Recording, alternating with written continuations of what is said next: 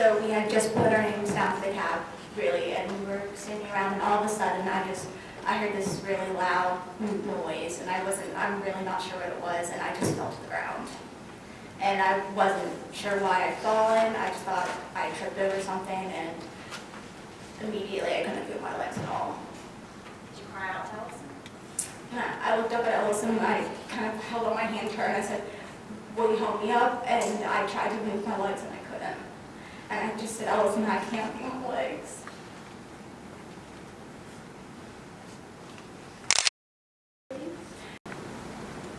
And did an ambulance come?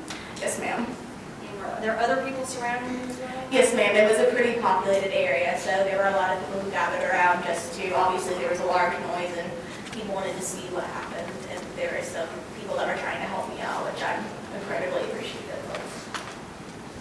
And once you got into the ambulance, Martha, what did you ask?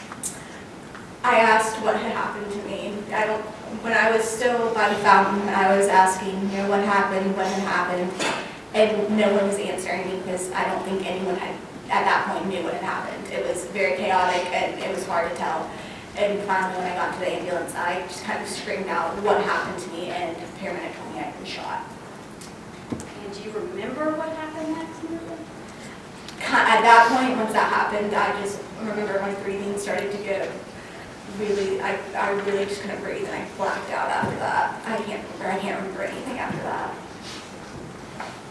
After you blacked out, what do you recall being your next memory?